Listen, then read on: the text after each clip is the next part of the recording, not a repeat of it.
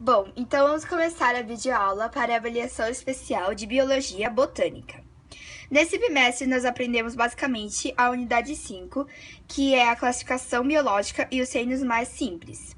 Só que nas primeiras aulas, o professor, ele falou mais de biodiversidade, e essa parte não está no livro. Então, biodiversidade é o conjunto de todas as espécies de seres vivos na biosfera, e ela pode ser estudada em 3 níveis. A diversidade genética, ou intraespecífica, que mede a variação genética dentro de cada espécie. A diversidade de espécies, ou intraespecífica, que mede a variedade de espécies existente em algum ambiente ou região, ou seja, quanto maior o número de espécies, maior a biodiversidade, e a diversidade de ecossistemas ou ambiental, que é apenas a diversidade de biomas dentro de uma região. Existem vários fatores que afetam a biodiversidade, entre eles tem a latitude e a altitude, sendo que ambas comportam-se da mesma forma, que é quanto menor a latitude ou altitude, maior a biodiversidade, ou seja, na latitude, quanto mais próximo dos polos, menor a biodiversidade, e na altitude, quanto mais próximo ao nível do mar, maior a biodiversidade. Também foram citados durante a aula dois conceitos muito importantes, que são os hotspots de biodiversidade, que são áreas de interesse por contar com muitas espécies endêmicas, que no caso, espécies endêmicas são espécies que só existem em determinada área, e também os indicadores ecológicos, que são espécies ou partes da comunidade biológica que nos permitem diagnosticar a qualidade das regiões, porque essas espécies são muito sensíveis às alterações dentro de determinada região. Bom, agora nós vamos começar a estudar o capítulo 25, que é a classificação dos seres vivos. Existem duas ciências que estudam a classificação e a nomenclatura dos seres vivos, que é a sistemática e a taxonomia. Elas estudam com base em semelhanças inter- e intraespecíficas entre os seres vivos. Mas por que classificar? Os estudiosos da natureza classificaram os seres vivos para facilitar o estudo dos mesmos, porque são vários organismos existentes na natureza. Bom, Linneu foi um dos primeiros a propor uma classificação para os seres vivos, sendo que a classificação dele apresentava grupos hierárquicos, os táxons, sendo o reino de maior abrangência e a espécie de menor abrangência. O critério básico que ele estabeleceu para a classificação que ele criou era a semelhança anatômica, e ele acreditava no fixismo, ou seja, que as espécies eram imutáveis, por isso que a classificação dele pode ser considerada um pouco obsoleta. A partir dos trabalhos de Lamarck e Darwin e suas teorias de evolução, foram introduzidos novos critérios no sentido de revelar o parentesco natural entre as espécies. Atualmente, a classificação filogenética é a mais utilizada, e ela se baseia na origem ancestral comum para todos os seres vivos.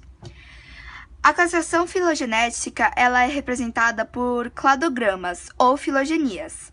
Neste caso, esse cladograma representa a evolução dos animais vertebrados. E eu vou tentar explicar mais ou menos como se interpreta um cladograma. Na ponta esquerda sempre vai ter um ancestral comum. E quando tem uma característica entre esses dois ramos, por exemplo, mandíbulas no caso, essa característica vai se estender para todo o resto para quem ficou para a direita. Então, o peixe, a salamandra, o lagarto, o pombo, o rato, o macaco vão ter mandíbulas. Então, vai aparecer uma nova característica aqui. E essa característica que estiver aqui, o peixe e a lampreia não vão ter. Só que a salamandra, o lagarto, o pombo, o rato, o macaco vão ter. E outra coisa é que o macaco e o rato, eles são mais próximos evolutivamente. Mais próximos que, por exemplo, o macaco e o lagarto. Dois conceitos muito importantes são o de homologia e analogia.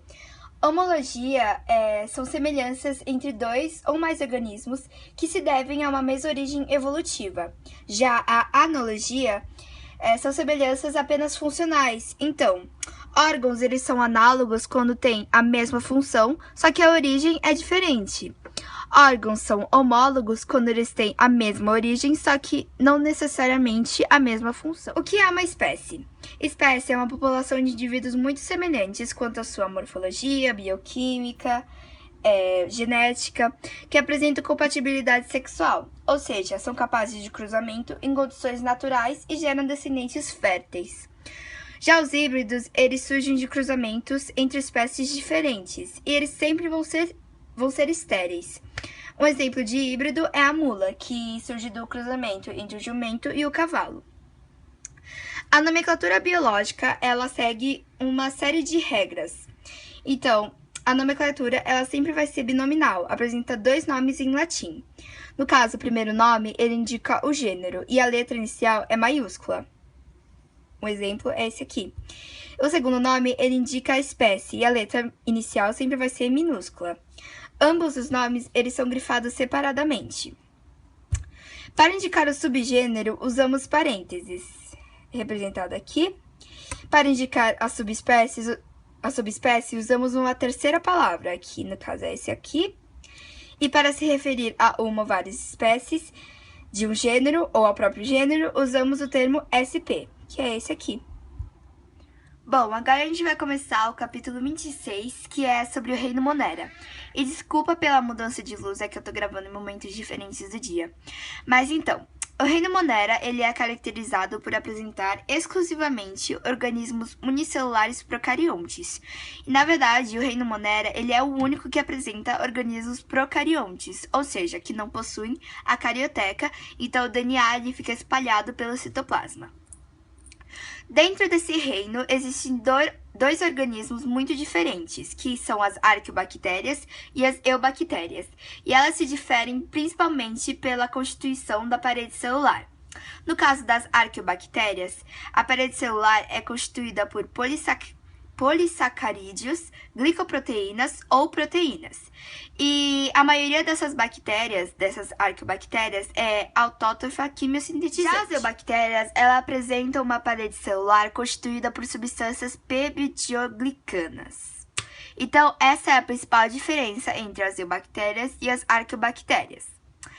As eubactérias, elas são muito pequenas, apresentam uma grande variedade de formas e metabolismos, e elas também apresentam uma incrível capacidade reprodutora. Além disso, elas estabelecem várias relações ecológicas de mutualismo e parasitismo com os seres vivos.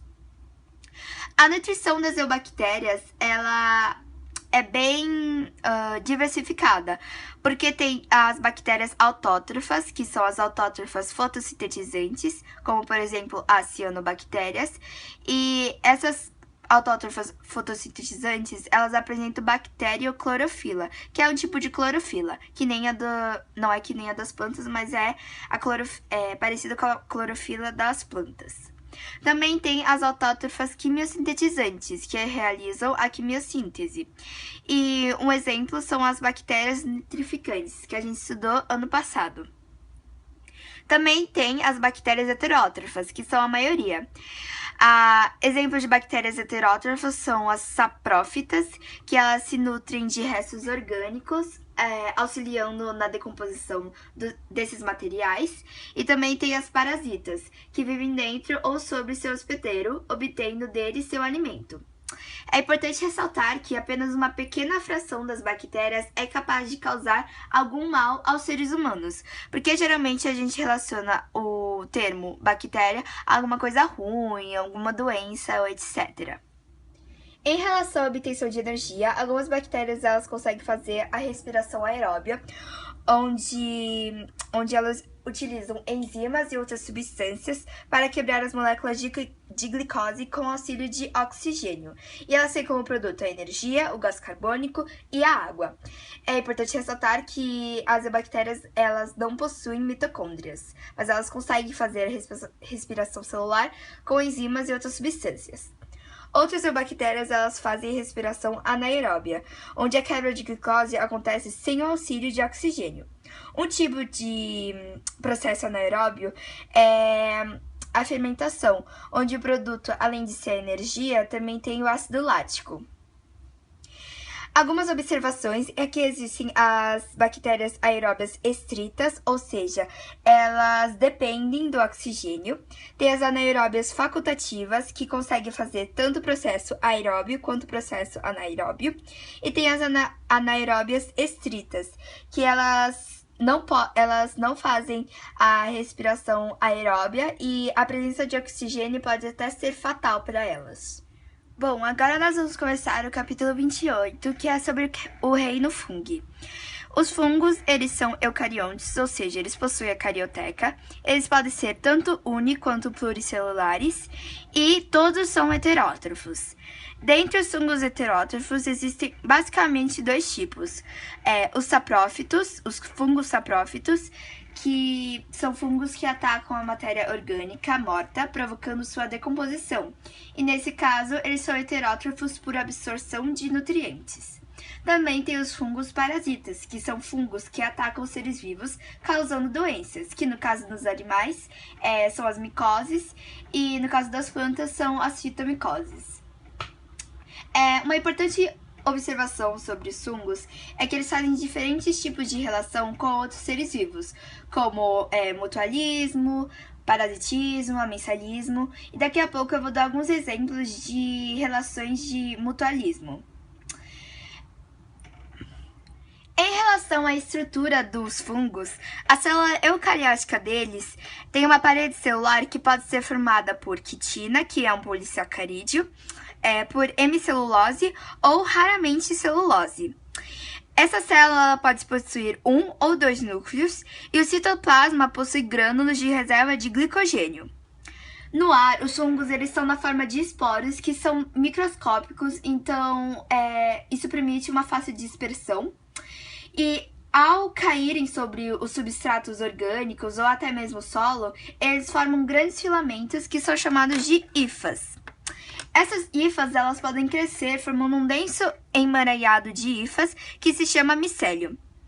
O micélio, mesmo que pareça um tecido verdadeiro, ele não é. Em fungos superiores, o micélio ele pode se organizar produzindo um talo ou corpo de frutificação, que é o famoso cogumelo que a gente já está acostumado. Em relação à reprodução dos fungos, ela pode ser tanto assexuada como sexuada. A reprodução assexuada ela é por fragmentação do micélio, ou por brotamento, que é no caso dos fungos unicelulares, as leveduras, ou por esporos assexuados, que são de origem mitótica.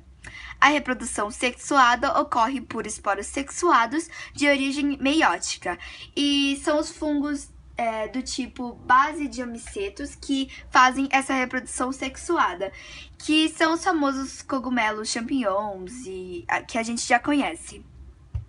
Os fungos, eles fazem várias associações com outros seres vivos, como amensalismo, mutualismo e também parasitismo. Eu vou estar falando sobre duas relações de mutualismo, que são as micorrizas, que é uma associação de mutualismo entre fungos e raízes. Mutualismo é quando ambos os participantes dessa associação saem beneficiados. No caso, os fungos, eles aumentam a sua área de absorção de nutrientes. E as raízes, elas recebem parte da matéria orgânica que os fungos conseguem. Outra associação de mutualismo são os líquens, que são uma associação entre fungos e algas ou cianobactérias. Enquanto os fungos eles recebem parte do produto da fotossíntese feita por elas, as algas ou cianobactérias, elas recebem os sais minerais.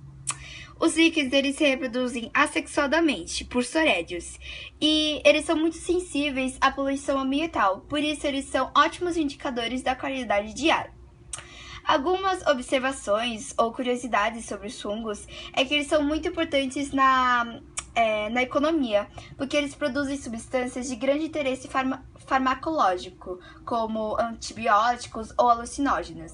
Eles também são muito usados na produção de alimentos, como nos queijos, as leveduras no fermento, e também tem os próprios cogumelos que são comestíveis.